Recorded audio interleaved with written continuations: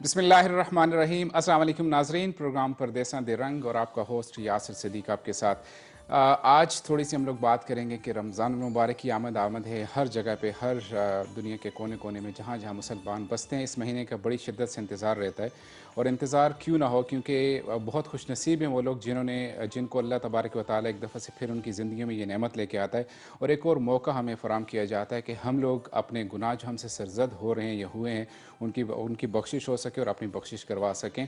अब रमज़ान मुबारक के लिए कुछ चीज़ें बड़ी ज़रूरी हैं जिनको मैं डिस्कस करना मुनासिब समझता हूँ। एक तो इस्तकबाल रमज़ान हम में होना चाहिए, उस रमज़ान मुबारक की वो खुशी, हमारे वो तड़प हमारे दिलों में होनी चाहिए जिसके लिए रमज़ान हमारी ज़िंदगी में आता है और हमें एक मौका फिर से वही मिलता है कि हम लोग हर वो चीज़ कर सकें, हर वो चीज़ अल्लाह के सर व सुजूद हो के हम लोग अपनी गुनाहों पे मलामत कर सकें, वो सारी चीज़ें हमें मुहैया होती हैं। तो इस्तकबाल रमज़ान के लिए ज़रूरी ये है कि जिस तरह हम लोगों के घरों में कोई भी फंक्शन या शादी या कुछ भी चीज़ हो तो उसका बड़ी बेचैनी से इंतज़ार भी रहता है और उसके लिए बड़ी प्लानिंग्स भी होती हैं। तो यहाँ भी यही चीज़ ज़रूरी है कि रमज़ान मुबारक की आमद से पहले हमारे घरों में, हमारे दिलों में, हमारे माशरे में वो सारी चीज़ें हों जिसके लिए रमज़ान अगर हमें अल्लाह नसीब कर दे, खैर आफियत से हमारी ज़िंदगी में आ जाए, तो ताकि हमारे दिलों में वो खुशियाँ हों और हम लोग उस रमज़ान मुबारक का उसी हिसाब से इस्तकबाल भी कर सकें जिसका वो रमज़ान मुबारक हकदार भी है।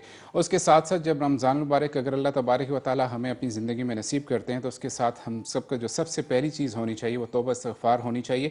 अपनी जो किताब हम लोग पिछले साल लिखवाते रहे हैं उसको बंद कर देना चाहिए, बंद हो चुकी होती है और एक नई किताब रमज़ान मुबारक में हम लोग शुरू करें और उस किताब में वो चीज़ें लिखी जाएँ जो कि हमारी मग़फ़िरत का ज़रिया बन सकें।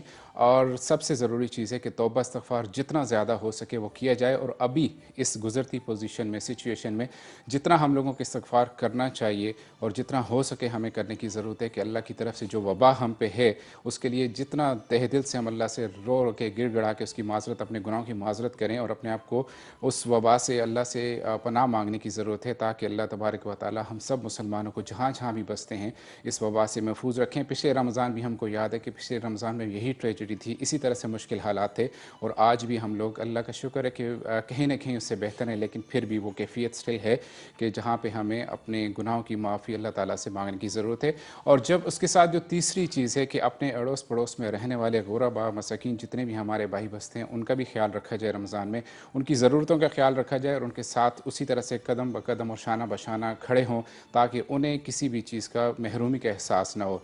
तो रमज़ान के मुताल्लिक़ ही दो चार चीज़ें जो मेरे जहन में ज़रूरी थी और मैं समझता था कि इनको होना ज़रूरी है, डिस्कस करना ज़रूरी है, क्योंकि हर घर में रमज़ान की आमद है। अल्लाह तबारक व तआला से दुआ है कि खैर व आफ़ियत से रमज़ान हमारी ज़िंदगी में लेके आएँ और फिर उसके बाद जो हक़ हम पे है रमज़ान मुबारक का वो पूरे का पूरा हमें उसी तरह से करने की तौफ़ीक़ अता फ़रमाएँ और इबादत हमारी वो हों जो अल्लाह के हुज़ूर हमारी कबूलियत का और हमारी मग़फ़िरत का ज़रिया बन सकें। अपने प्रोग्राम पे आता हूँ परदेसा दे रंग। तो परदेसा दे रंग की जब बात करता हूँ तो परदेसा दे रंग ने हमेशा से कोशिश की कि वो प्रॉब्लम्स आप तक लेके आएँ जो कि यूएई में बसने वाली पाकिस्तान ओवरसीज़ कम्युनिटी को दरपे हैं और उनके मसाइल के लिए कोई हल, उनके जो हल हैं उनके लिए कोई कोशिशें हुकूमत की जानिब से नहीं होती हैं या कि वो उनको एक प्लेटफॉर्म नहीं मिलता है जहाँ पे जाके हम लोग अपनी वो सारी की सारी प्रॉब्लम्स दिखा सकें। आज भी एक संजीदा प्रॉब्लम्स जो हमारे माशरे में हमने देखी है, यहाँ रहते हुए, गल्फ़ में रहते हुए या बाकी ओवरऑल जो कंट्रीज़ हम ओवरसीज़ के कहते हैं, तो वहाँ पे देखते हैं कि बैंकिंग सेक्टर्स में जो हमारे साथ ट्रैप्स होते हैं, लोगों के साथ लड़के फंस जाते हैं और किस तरह से उनकी पेचीदगियाँ होती हैं, उन पे हम लोग डिस्कस करने जाएंगे। और इसके लिए मेरे साथ मेरे बड़े ही माहिर एक गेस्ट मेरे साथ मौजूद हैं जिनका बैंकिंग सेक्टर से एक बहुत गहरा ताल्लुक पिछले 15 साल से तकरीबन रहा है। मैं बात कर रहा हूँ ज़हीर हुसैन शाह साहब हैं हमारे साथ। इनका ताल्लुक बैंकिंग सेक्टर से और कलेक्शन डिपार्टमेंट से है। ये मैनेजर हैं कलेक्शन डिपार्टमेंट। बड़ी इनकी एक गहरी आंख होती है कलेक्शन की सारी जो पेचीदगियाँ उनसे, और वाकई में प्रॉब्लम्स वहीं से आती हैं जहाँ पे ये कलेक्शंस की बात आती है, जहाँ पे लोगों को ट्रैप किया जाता है या जो लोग फंसते हैं, तो उनसे हम लोग उनकी सारी तजावीज़ भी लेंगे। मैं सबसे पहले ज़हीर साहब आपका बहुत बहुत शुक्रिया अदा करता हूँ कि आपने हमारे चैनल के लिए टाइम निकाला। Thank you very much Yasir साहब। मैं K2 TV और उसकी टीम का बहुत मशकूर हूँ कि उन्होंने मुझे इस इम्पोर्टेंट मसले पे बुलाया और आज इस पे हम अच्छी गुफ्तगू कर सकते हैं और जो भी मसले इसके लोगों को दरपेश हैं उनका हल दे सकते हैं। ठीक है। दूसरे मेहमान भी मेरे साथ बड़े एक मोतबर मेहमान हैं हमारे, उनका अगर बात करें तो जो हज़ारेवाल की सकाफ़त को उजागर करने में अगर उनका किरदार देखा जाए, और उसके अलावा पाकिस्तान जो कम्युनिटी उनके लिए स्पोर्ट्स की जो खेलों की जो फ़रोग़ के लिए वो काम कर रहे हैं यूएई के अंदर, वो एक ख़ुद हमारे लिए एक लेजेंड और मेंटर हैं हमारे, कि उन्होंने जिस तरह से अपने इसको प्रायोरिटी बना लिया अपनी ज़िंदगी में, इस पाकिस्तान की जो कम्युनिटी है उसके लिए जो खेलों के फ़रोग़ के लिए वो अपना काम सर अंजाम दे रहे हैं या अपनी खिदमत सर अंजाम दे रहे हैं। जी, मैं बात कर रहा हूँ सजाद अब्बासी साहब हैं।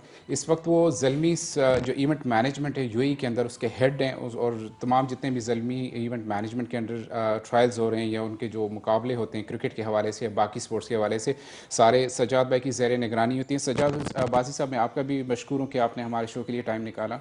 बहुत बहुत शुक्रिया यासर भाई, फ़र्स्ट ऑफ ऑल आपका और K2 TV चैनल का कि उन्होंने मुझे मदऊ किया, और इस इम्पोर्टेंट मसले पे जो भी इश्यूज़ हैं, जो भी यहाँ पे जो क्रिकेट के स्पोर्ट्स के वाले से मुझे बात करने का मौका मिला, तो thanks a lot for K2 TV। बहुत बहुत शुक्रिया। ज़हीर भाई, जैसे कि हमने बैंकिंग सेक्टर को आज हाईलाइट किया हुआ है, उसमें जो प्रॉब्लम्स हैं उसको हमने हाईलाइट किया है। सबसे पहले मैं जानना चाहूँगा कि चीदा जो दो चार मसाइल हैं जिनमें लोग जिनसे दो चार रहते हैं, हर लम्हा बलम्हा दिन ब दिन उनकी वो तकलीफ़ बढ़ती रहती हैं, थोड़ा सा आपने हमारे व्यूवर्स को बताएं कौन से वो चीदा प्रॉब्लम्स हैं। ज़्यादातर जो मसले जो दरपेश आते हैं वो ज़्यादातर लोन्स जो लोग लेते हैं और उस पर डिफ़ॉल्ट कर लेते हैं, जो पेमेंट्स डिफ़ॉल्ट होती हैं, ये क्रेडिट कार्ड लेते हैं उसके ऊपर डिफ़ॉल्ट करते हैं, तो मोस्टली प्रॉब्लम्स यहीं पे हैं जो बैंकिंग सेक्टर में लोगों को दरपेश हैं। जी, मतलब आपके कहने के है कि जो लोग हमारे सादा लोग जो क्रेडिट कार्ड की किसी न किसी तरह से मजबूरी के तहत उसमें फंसते हैं, तो वहीं से प्रॉब्लम्स हमारे लोगों की स्टार्ट होती हैं।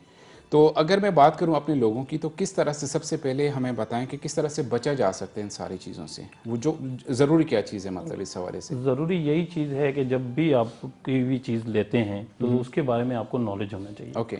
अब जब आपके पास नॉलेज होगा तो फिर आप उसको बेहतर तरीके से यूज़ कर सकते हैं। ठीक है। और अगर आप क्रेडिट कार्ड अगर लेते हैं तो आपको उसमें 2 से 3 चीज़ों का ख्याल रखना पड़ता है। ठीक है। एक है कि आपको उसकी बिलिंग डेट पता होनी चाहिए कि कब वो बिल हुआ। बिलिंग डेट के ऊपर आपको ड्यू डेट पता होनी चाहिए। ड्यू डेट के अंदर आपने उसको, जो आपने फॉर एग्जांपल आज जैसे 10 अप्रैल है जी, और अगर 10 मार्च से 10 अप्रैल के अंदर आपने जो भी परचेजिंग की है जी। तो उसका बिल आज हो जाएगा। ठीक है। और आपको फिर 20 दिन मिलेंगे जो आपने 30 अप्रैल तक वो पेमेंट करनी है। और जो बिल हुआ है उसके ऊपर आपको 20 तक कोई इंटरेस्ट नहीं पे करना। आपने पूरी पेमेंट कर दी तो आपको कोई मैं स्टार्ट लेना चाहूँगा from the beginning, day first. जब हमें अप्रोच करते हैं बैंकिंग रिप्रेजेंटेटिव एजेंट्स ब्रोकर्स, हमें किसी भी बंदे को अप्रोच करते हैं तो इतने हमें कुछ बताया जाता है, इतने बेनिफिट्स बताए जाते हैं, लेकिन जब बात होती है कि अप्लाई कर रहे हैं तो आके 5 फॉर्म दिए जाते हैं कि यहाँ साइन कर दें, आप पढ़ने भी नहीं दिया जाता, आप यहाँ साइन कर दें, वहाँ साइन कर दें, वहाँ साइन कर दें, और आपको 3 दिन में कार्ड आपका। तो उस हवाले से क्या गाइडलाइंस होनी चाहिए? उसके हवाले से यही है कि आप कोई भी साइन कर रहे हैं तो आप बगैर पढ़े किसी चीज़ को साइन मत करें। ठीक है। और जब आप पढ़ेंगे तो आपको पता चलेगा कि उसके अंदर क्या कुछ लिखा हुआ है, तो फिर आपको उसके ऊपर आपको तभी उसको यूज़ करने का तरीका पता होगा। ठीक है। जब आप उसको बगैर पढ़े साइन करेंगे तो आपको नहीं पता कि उसको कैसे यूज़ करना है, उसकी रीपेमेंट कैसे करनी है, उससे बेनिफिट कैसे उठाना है, तो फिर आप उसके बारे में बिल्कुल भी आप नहीं जान सकते। कोई भी चीज़ साइन करने से पहले आप उसको अच्छी तरह पढ़ें। आपको अगर टर्म्स एंड कंडीशन में कुछ प्रॉब्लम है तो आप मत साइन करें उसको। उसका इंटरेस्ट रेट उसमें लिखवाएं, उसकी इंश्योरेंस, उसमें इंश्योरेंस दी गई होती है, अगर आप इंश्योरेंस को भी साइन करेंगे आप, और जो उसकी टर्म्स एंड कंडीशंस हैं वो सारी आप पढ़ के साइन करेंगे तो आपको अच्छी तरह पता चलेगा कि आप किस तरह यूज़ करते हैं, किस तरह इसकी पेमेंट करनी है और किस तरह आप डिफ़ॉल्ट होने से बच सकते हैं। ओके, ठीक है, मैं आपसे कंटिन्यू करूँगा। सजाद भाई, क्योंकि स्पोर्ट्स से सारी स्पोर्ट्स की मैं बात कर रहा हूँ, क्रिकेट बेसिकली, क्रिकेट जो हम लोग यहाँ पे देखते हैं में एक बड़ा हमने फ़ाल किरदार आपका देखा है, इंडिविजुअली इनफरादी हैसियत से आपका अपने पाकिस्तान को लेके आप चलते हैं आगे, हर रीजन से आपने, हर सूबे से आपने टीम यहाँ पे हमने इन होती देखी है। तो सबसे पहले हमें बताएं कि फैसिलिटीज़ के हवाले से जो ओवरसीज़ कम्युनिटी को, पाकिस्तान की कम्युनिटी जो ओवरसीज़ हैं, उनको जो फैसिलिटीज़ यहाँ पे हैं वो तो ख़ुद इनफरादी हैसियत से वो लोग ख़ुद कर रहे हैं। कहाँ कौन सी ऐसी चीज़ें हैं जहाँ पे वो लोग ख़ुद सामने आके तो किसी भी टीम का वो हिस्सा बन सकते हैं? एक्चुअली यूएई का देखा जाए तो ये सिर्फ क्रिकेट है नहीं, हर लिहाज से माशाल्लाह में बड़ी सारी अपॉर्चुनिटी आप लोगों के पास उसको यूज़ करना होता है। और क्रिकेट में भी ऐसा है, यहाँ पे मैं समझता हूँ कि पूरे वर्ल्ड में अगर देखा जाए यासर भाई तो सबसे ज़्यादा क्रिकेट यूएई में खेली जाती है।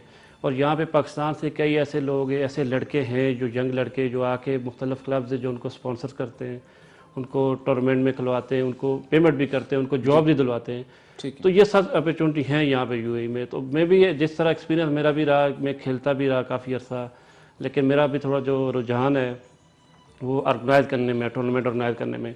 तो इस तरह जो भी लोग हैं, लड़के चाहे वो हज़ारा से हों, पाकिस्तान से हो, उनको मैं ये आपके प्रोग्राम पे तवज्जो से कि वो मेरे साथ कांटेक्ट करें किसी भी वाले से इंशाल्लाह, कि वो क्रिकेट में किस तरह आगे जाना चाह रहे हैं, अगर उनमें टैलेंट है। तो मेन चीज़ जो टैलेंट होती है वो यहाँ पे मेरे ख्याल यूएई में मुख्तलिफ डिपार्टमेंट में मुख्तलिफ क्लब्स है, तो वहाँ पे आप उसको अपना टैलेंट दिखा के आगे जा सकते हैं। ठीक है, मैं कंटिन्यू करता हूँ, हमारे पास एक ब्रेक का टाइम हो गया, फिर मैं ज़हीर भाई से मेरे पास कुछ सवाल है। नाज़रीन हमारे साथ जुड़े रहिएगा, ज़बरदस्त बातें होने वाली हैं बैंकिंग के हवाले से और स्पोर्ट्स के हवाले से। प्रोग्राम में जुड़े रहिएगा, ब्रेक के बाद आपसे मुलाकात होती है। प्रोग्राम में हम लोग बात कर रहे थे क्रेडिट कार्ड्स के हवाले से, बहुत सारे उसके पॉजिटिव भी इफेक्ट्स हैं और बहुत उससे ज़्यादा जो नेगेटिव जब हम लोग देखते हैं तो नेगेटिव साइड पर भी बहुत ज़्यादा नुकसान आते हैं।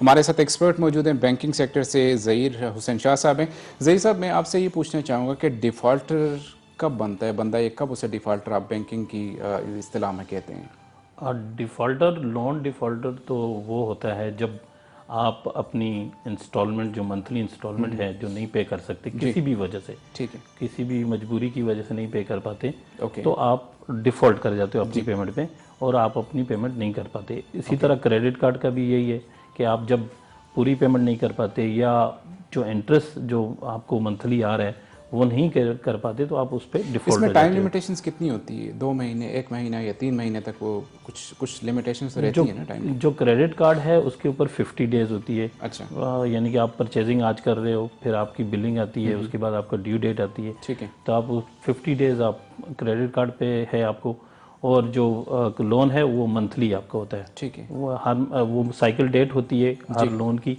महीने की कोई भी डेट आप चूज़ कर सकते हो जिस पे आपकी सैलरी आ रही हो या आपके पास वो उस वक्त कोई कैश अवेलेबल हो, तो आप वो अपनी मर्ज़ी से आप वो रखते हैं साइकिल डेट। तो उस पर आपको अगर वो नहीं कर सकते तो आप डिफ़ॉल्ट करते हो अपनी पेमेंट पे, किसी भी वजह से आप कर सकते हो। तो मतलब डिफ़ॉल्टर होने से बचने के लिए सबसे ज़रूरी है कि पेमेंट आपकी ऑन टाइम होनी चाहिए। जी, करते रहें, ड्यू डेट जो भी है उससे पहले 2-4 दिन हो जाए तो मतलब वो you are on safe side.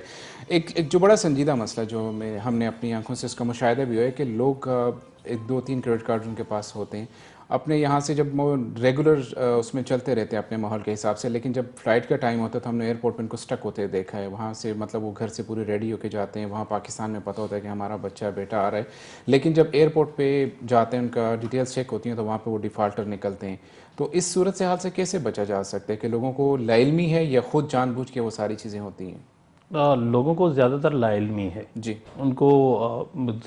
जब भी आप अगर डिफ़ॉल्ट हो गए हैं तो किसी न किसी वजह से हुए होंगे। आपके पास कैश फ्लो नहीं होगा, उसकी वजह से हुए होंगे। लेकिन जब आप बैंक को अप्रोच नहीं करेंगे या बैंक आपको अप्रोच कर रहा है तो आप रिस्पांस नहीं देंगे, तो आप उसके यानी कि फिर आखिर में बैंक के पास और कोई ज़रिया नहीं होता कि वो आपसे रिकवरी बाय फ़ोन कर सके या किसी और तरीके से कर सके, तो फिर वो लीगली जाते हैं। लेकिन जब आप डिफ़ॉल्ट कर गए हैं तो आप बैंक के पास जाएं, आप बैंक को अपने मसले बताएं, बैंक से सोल्यूशन लें। आपको बैंक यहाँ पे हर बैंक जो है वो आपको रिजॉल्व देगा, ओके, उसका कोई ना कोई रिजॉल्व देगा। बैंक की कॉल्स ना सुनने की एक बड़ी वजह ये भी होती है कि जो बैंक की तरफ से जो कॉल्स, अननेसेसरी कॉल्स हम कहेंगे, एक के बाद दूसरी, दूसरी के बाद तीसरी, फिर आप कहीं पे बैठे हो, कुछ भी किसी भी चीज़ को रिगार्ड नहीं किया जाता है, वो आपको सुना देते हैं जो उनके दिल में होता है। तो क्या बैंक की तरफ से ये लीगली ये अलाउड है कि आप किसी को थ्रेटन कर सकते हैं फ़ोन पर अगर आपकी इन केस ऑफ पेमेंट्स नहीं हुई हैं तो?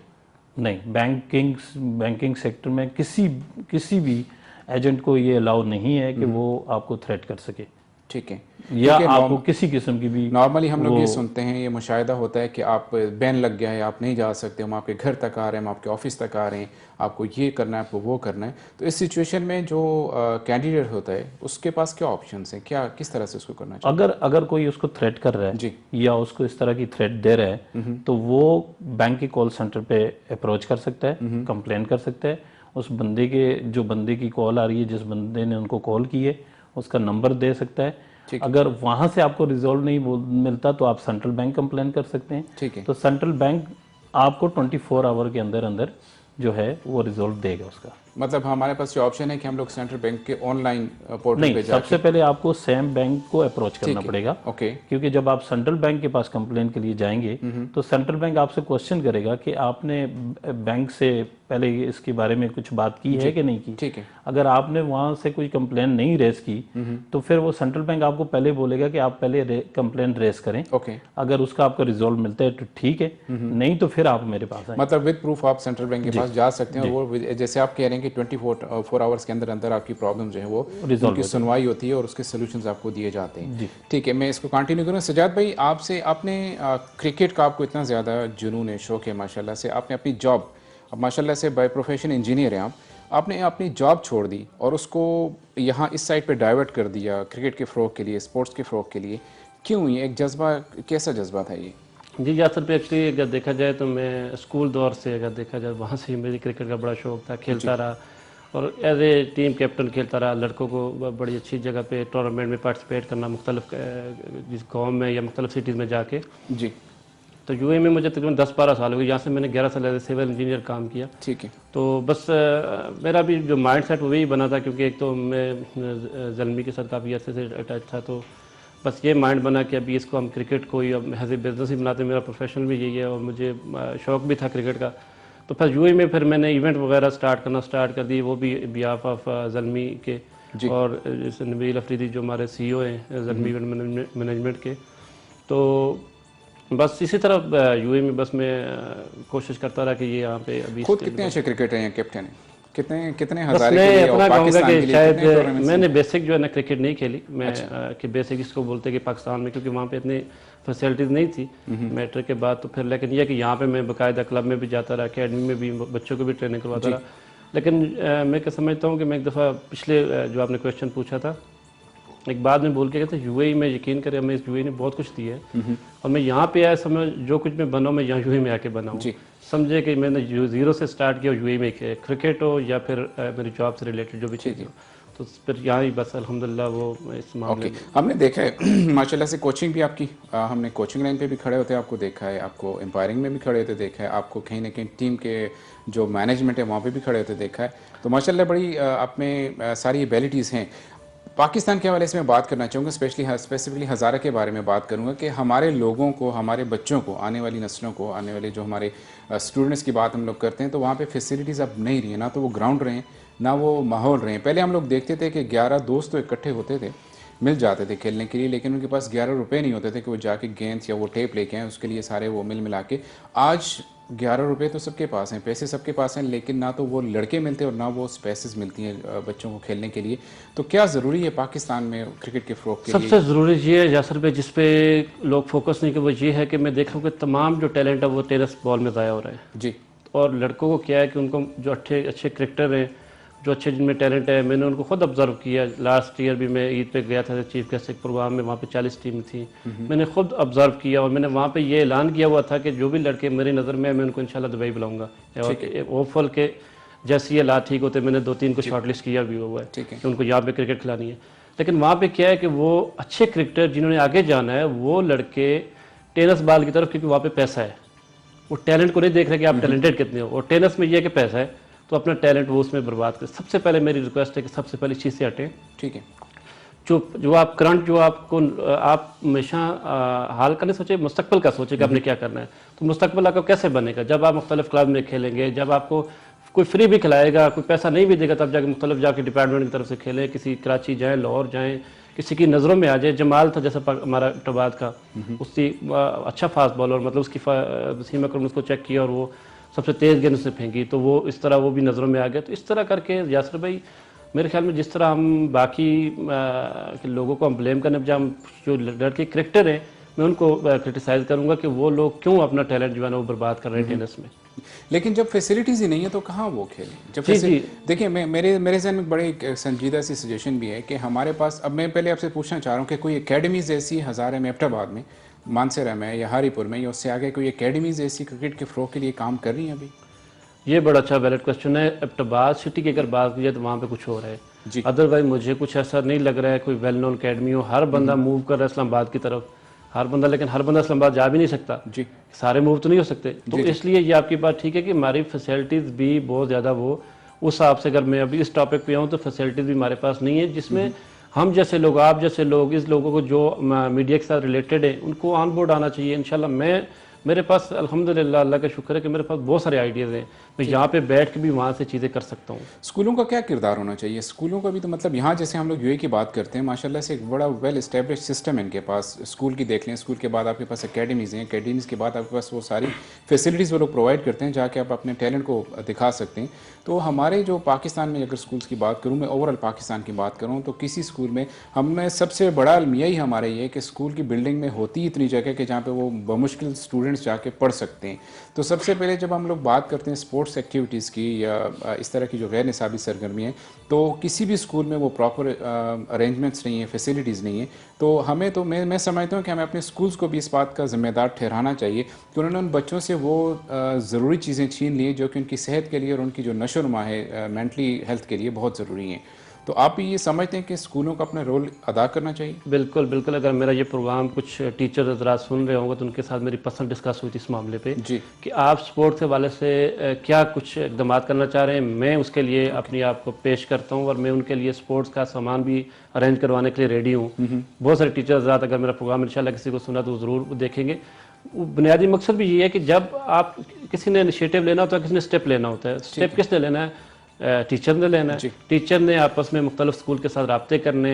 कोई एक जगह तो यासर भाई हो जाती है जहाँ पे स्कूल का एक टूर्नामेंट हो सके। स्कूल के लेवल पे टूर्नामेंट हमारे हो रहे हैं, फलां स्कूल का हमारे यहाँ हो रहा है, हमारे यहाँ एक और है सुफा पब्लिक स्कूल के नाम से, अपना पटन कलां एक हमारे गाँव है ठंडियानी के साथ, वहाँ पे बड़ा अच्छा इवेंट होता है। मैं यहाँ पे बैठ के देखता भी हूँ, अब मुख्तलिफ चीज़ें उनके साथ मेरे साथ मुशावरत भी होते हैं। लेकिन फिर वही टेनिस का टूर्नामेंट है। तो बात वो कि वहाँ ही आ जाती है। मैं बिल्कुल अप्रिशिएट करता हूँ कि जो उनके एफर्ट्स हैं, टेनिस के लिए टूर्नामेंट करवाएं, बच्चों को एंटरटेन करवाएं, लेकिन मैं जो चाहता हूँ कि उनकी बेसिक किस तरह इम्प्रूव होगी, हार्ड बॉल से। ठीक है, टाइम ब्रेक हो रहा है, ब्रेक पे जाता हूँ, फिर कंटिन्यू। जी नाज़रीन हमारे साथ जुड़े रहिए, एक छोटा सा ब्रेक है, हमारे साथ जुड़े रहिए। जी नाज़रीन, वापस आपको खुश आमदेद कह रहा हूँ प्रोग्राम में। हम लोग ब्रेक पे जाने से पहले बात कर रहे थे हज़ारा के और ओवरसीज़ के जो हमारे स्पोर्ट्स एक्टिविटीज़ उनके बारे में बात कर रहे थे। साथ साथ में हमारे पास बैंकिंग सेक्टर से एक्सपर्ट हमारे साथ मौजूद हैं।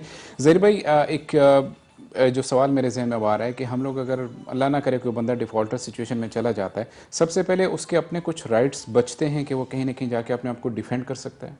बिल्कुल यासर भाई, आपको पहले ये देखें कि वो डिफ़ॉल्ट किस वजह से कर रहा है। डिफ़ॉल्ट होने की कोई वजूहत होती हैं। ठीक है। या तो उसकी बिज़नेस लॉस है, उसकी जॉब लॉस है, या उसका कैश फ्लो है कम है, या उसकी सैलरी रिड्यूस हो गई है। ठीक है। तो उसका प्रूफ होता है। जब वो प्रूफ लेके बैंक के पास जाएगा, तो बैंक डेफिनेटली उसकी हेल्प करेगा।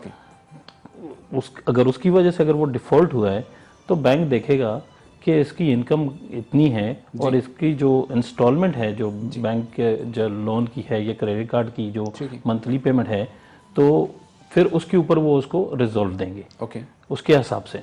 मतलब उसको स्टिल, मतलब सबसे पहले अगर वो अल्लाह ना करे इस सिचुएशन में कोई भी बंदा होता है तो सबसे पहले बैंक से जाके रुजू करे, मिलना चाहिए और जाके उनसे हल पूछने चाहिए कि उसके क्या क्या हल हैं। एक और चीज़ जो होती है कि हमारे पास जॉब लॉस का सबसे बड़ा फैक्टर रहता है। मतलब जब हम ओवरसीज़ की बात करते हैं, कहीं ना कहीं आपको कंपनीज की तरफ से अचानक से 1 मंथ नोटिस के आपको बता देता है कि फ़लाँ दिन से आपकी जॉब नहीं रही है। अब जब आप क्रेडिट कार्ड लेते हैं तो वो तो लॉन्ग टर्म चीज़ें होती हैं, लोन लेते हैं लॉन्ग टर्म सारी हैं, तो उनके पास क्या होता है, क्या मतलब ऑप्शंस बचते हैं जब आपकी जॉब जो है वो लॉस हो जाती है? इस सिचुएशन में आप चले जाएं तो क्या करना चाहिए? जब आप क्रेडिट कार्ड लेते हैं जी, तो उसमें आप इंश्योरेंस लाजमी लें।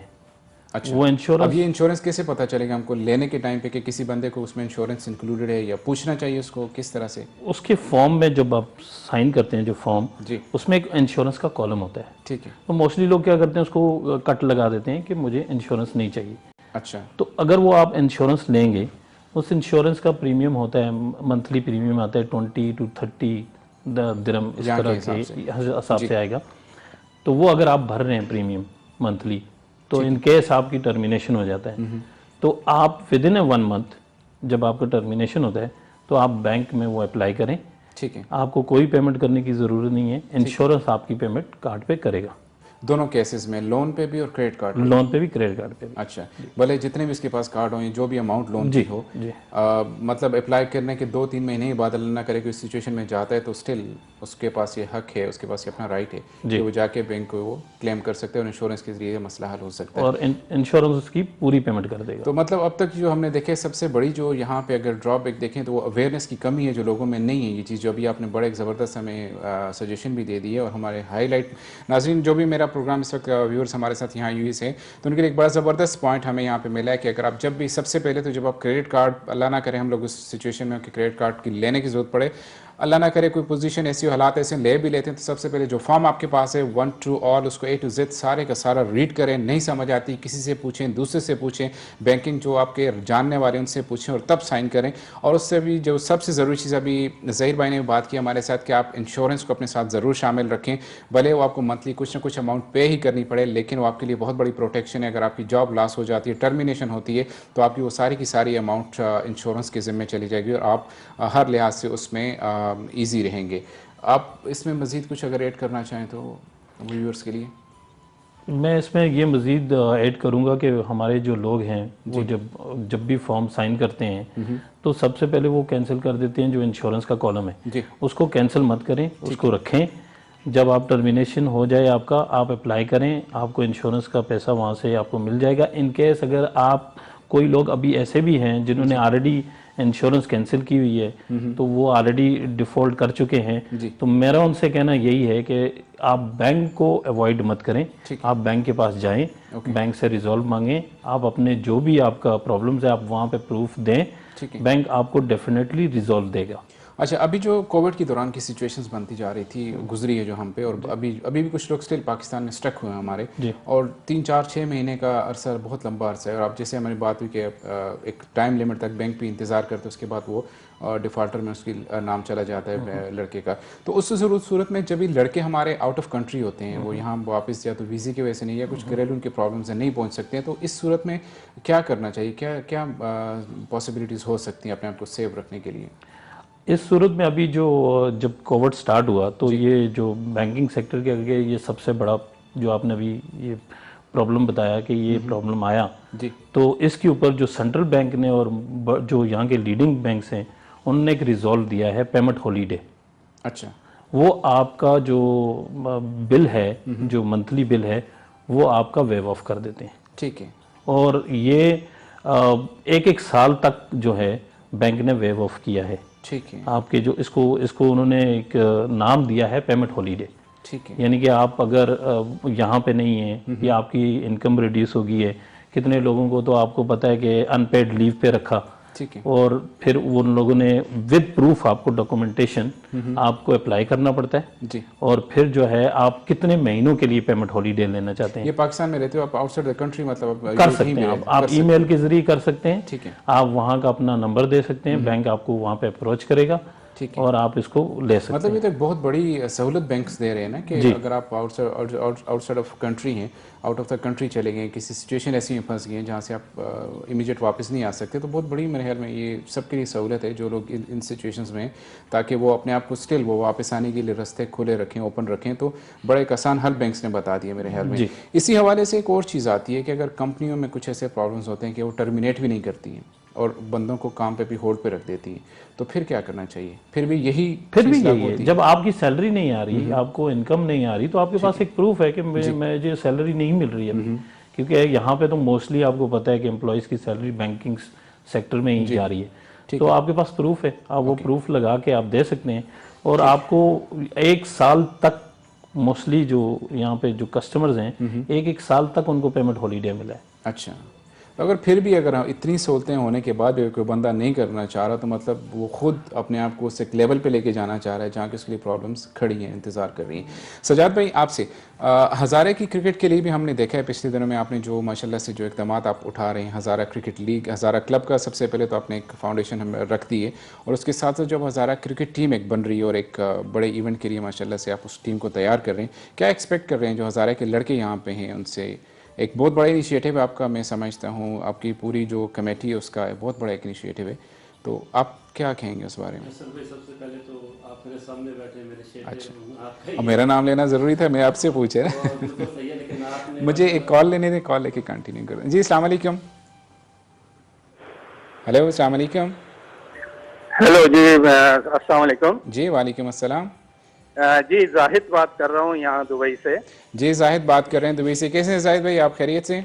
जी अल्हम्दुलिल्लाह अल्हम्दुलिल्लाह। तो ये बड़ी अच्छी काविश थी, आज आपने एक सज्जाद भाई को भी जो बुलाया हुआ है क्रिकेट के हवाले से, जी जी तो मुझे ये बड़ा अच्छा लगा कि K2 टीवी जो है वो एक तरफ तो माशाल्लाह जिस तरह आप लोगों ने आवाज़ उठाई, वो जो सऊदी में हमारे एक शहरी ताइफ में कैद थे उनके लिए, और साथ साथ आपने ये जिस तरह स्पोर्ट्स एक्टिविटी को भी लेके चल रहे हैं, जी तो ये बड़ा अच्छा माशाल्लाह प्लेटफॉर्म है। इस तरह मजलूमों की आवाज़ भी उठा रहा है और साथ साथ एंटरटेनमेंट के लिए भी और नौजवानों का भी ख्याल रख रहा है। जी। तो आप लोग मुबारकबाद के मुस्तहिक हैं, मेरी तरफ से आप सबको बहुत मुबारक हो। बहुत बहुत शुक्रिया साहिब भाई। परदेशों के रंग की जो हमने नाम के उससे बिल्कुल मुशाबहत भी रखता है, यही चीज़ हम लोग लेके आते हैं कि कहाँ कहाँ हम लोग उसको जहाँ पे क्रिकेट की ज़रूरत पड़ी हम लोग क्रिकेट भी बात करेंगे, जहाँ पे हमें कोई हमारे परदेसी भाई किसी मसले में परेशानी में हैं उनके लिए भी हम लोग उनके साथ खड़ें, और उसके साथ साथ जो जनरल प्रॉब्लम्स हैं उन पर भी डिस्कस करते जाना। हम लोग हर प्रोग्राम में इसी चीज़ पे फोकस किए हैं।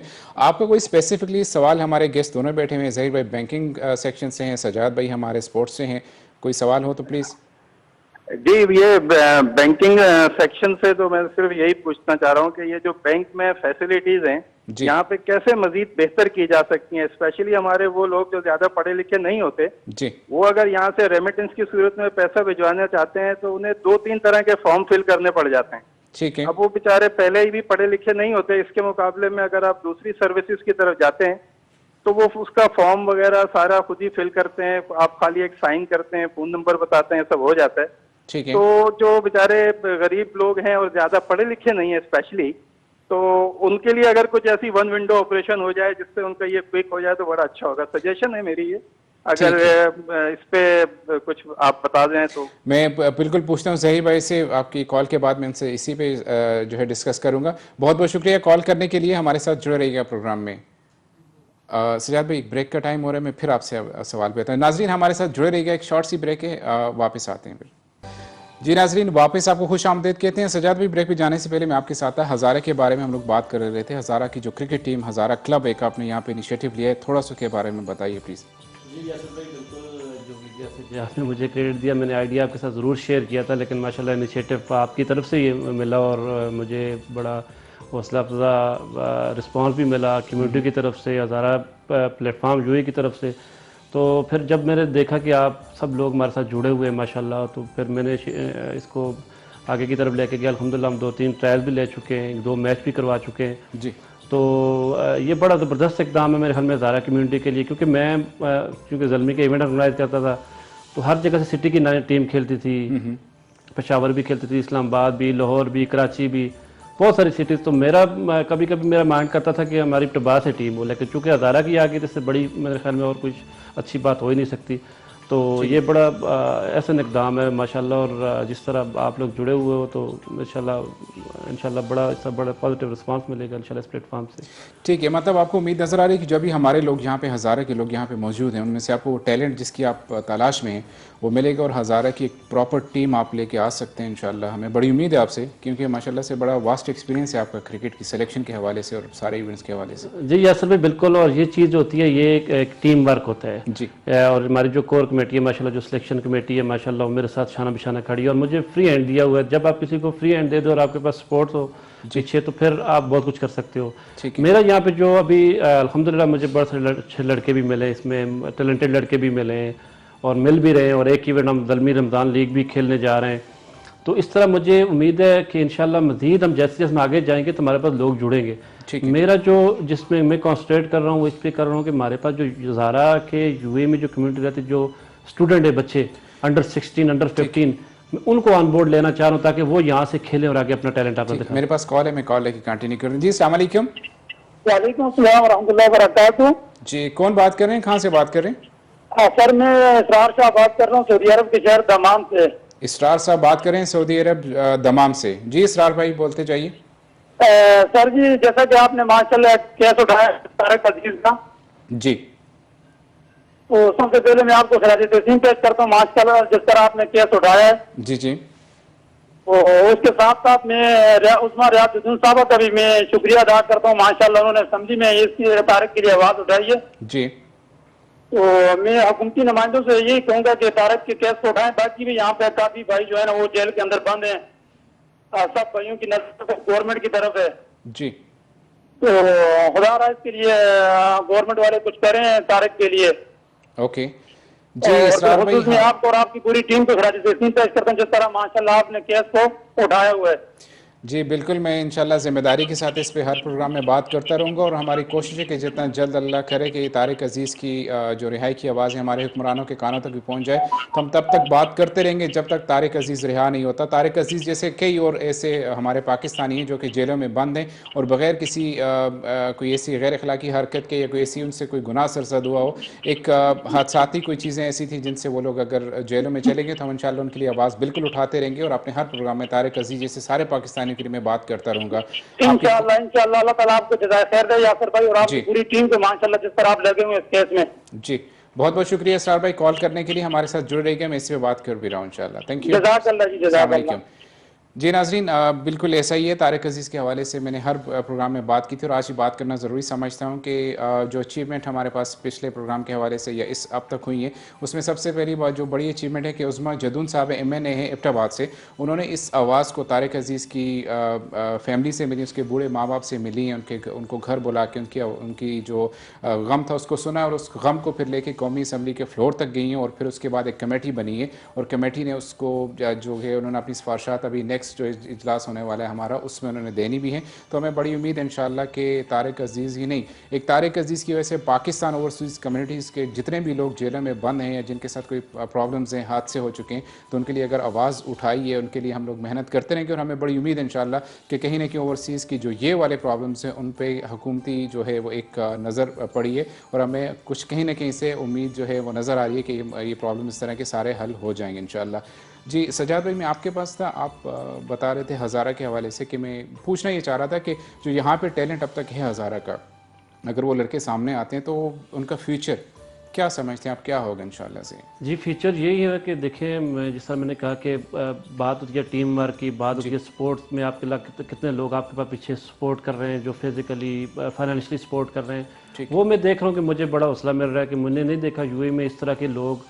आपके प्रैक्टिस मैचेस में भी आपकी कोर कमेटी के लोग आ रहे हैं, वो देखते हैं, ऑब्जर्व कर रहे हैं, फाइनेंशियल सपोर्ट कर रहे हैं। तो इससे मुझे लग रहा है कि शायद हम लोग इतना टैलेंट ना, लेकिन अभी हम तलाश कर सकते हैं क्योंकि हमारे पास पीछे सपोर्ट है। और मैं फिर एक दफ़ा कहूँगा कि यहाँ पे हमारे जो लोग हैं जो यहाँ पे मुकीम है जी, तो वो उनको ये प्लेटफॉर्म यूज़ करना चाहिए, बच्चों को खासकर अंडर 16 को, तो वो आके यहाँ से इस प्लेटफॉर्म से खेलें ताकि फिर यहाँ से एक अच्छी टीम बन सके। ठीक है इंशाल्लाह, हम इसके लिए हमारी कोशिशें आपके साथ हैं और हमें बड़ी उम्मीद है इंशाल्लाह कि हज़ारा की जो क्रिकेट टीम है बहुत जल्द हम अपने यहाँ के क्रिकेट मैदानों में देखते रहेंगे और हज़ारा का नाम इस तरह से इंशाल्लाह रोशन भी होता रहेगा।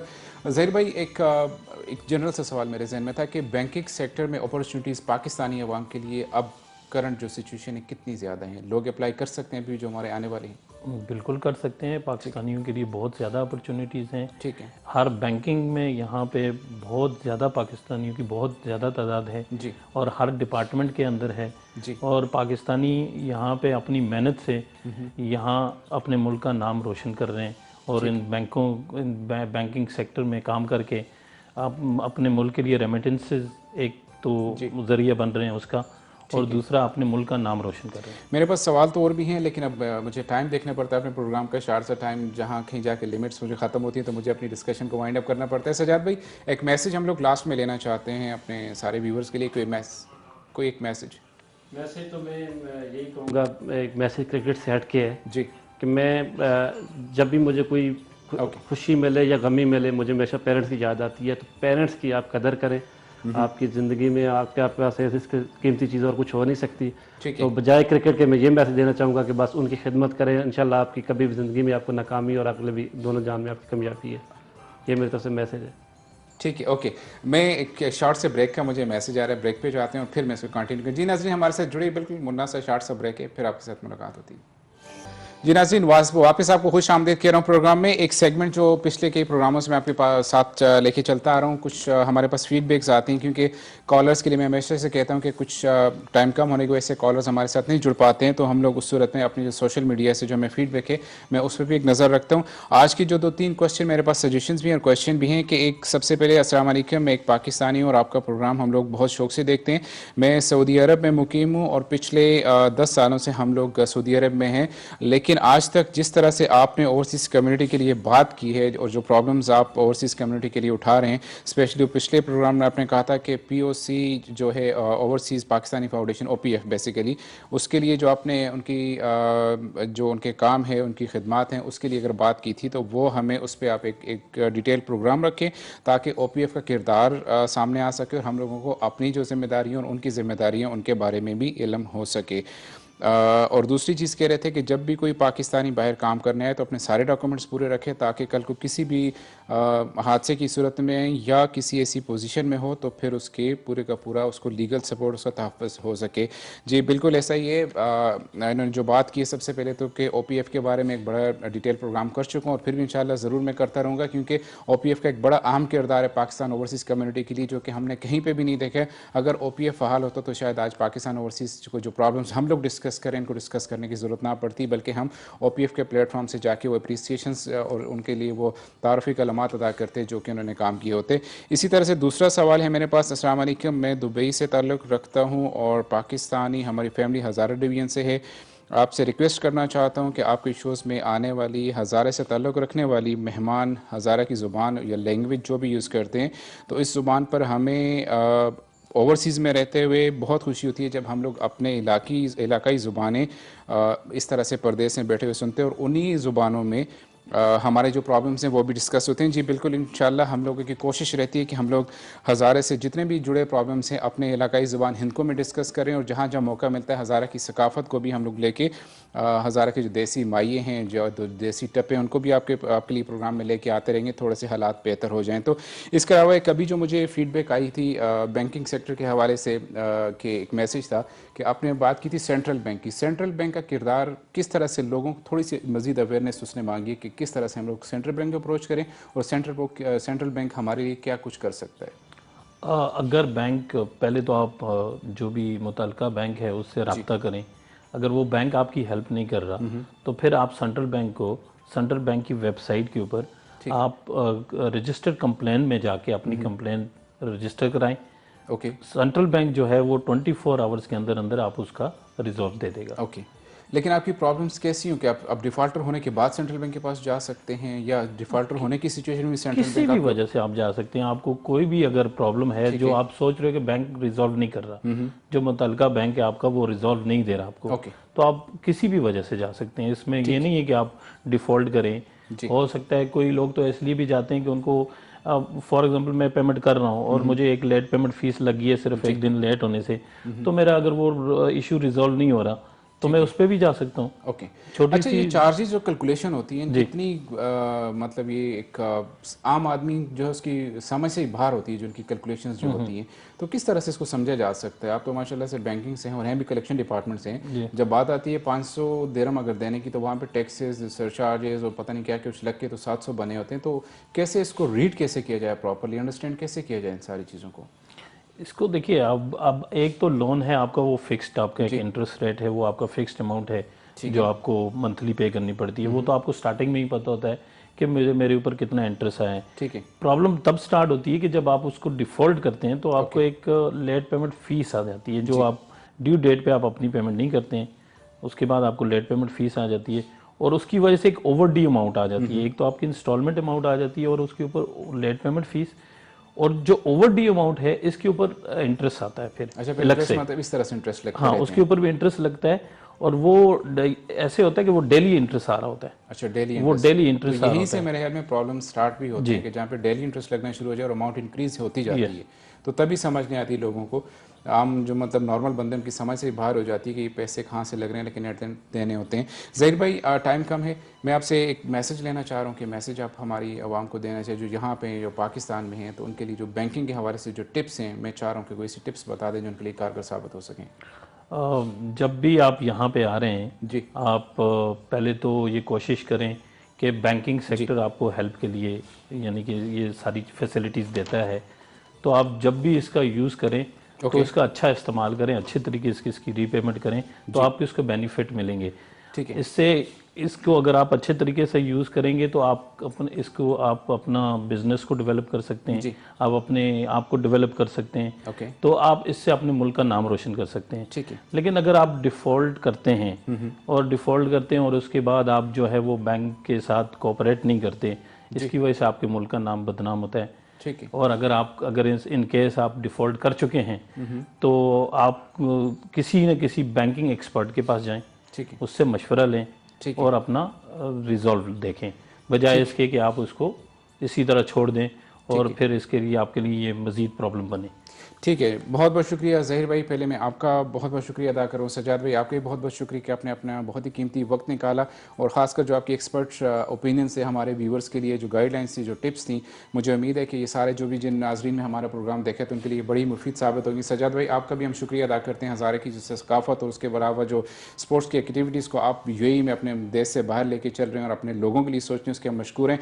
नाजरीन प्रोग्राम का टाइम चूँकि ख़त्म हो रहा है, मैंने शुरू में बात की थी कि रमज़ान की आमद है, तो उससे पहले हमारे लिए जो ज़रूरी है कि इस्तक़बाल रमज़ान, और इस्तक़बाल रमज़ान से भी ज़्यादा ज़रूरी है कि हम लोगों को रमज़ान से पहले अपने दिलों को साफ़ कर देना चाहिए।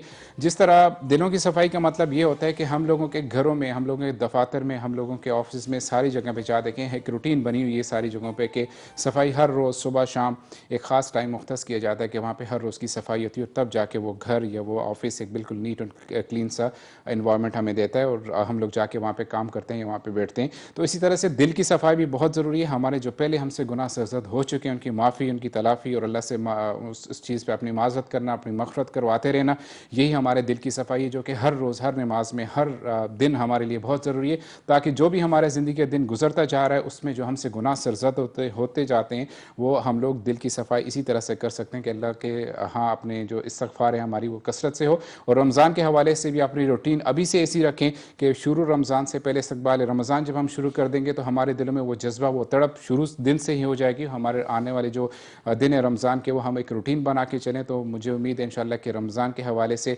मैं आपको गाय बगाए जो है हमारी बातचीत भी होती रहेगी।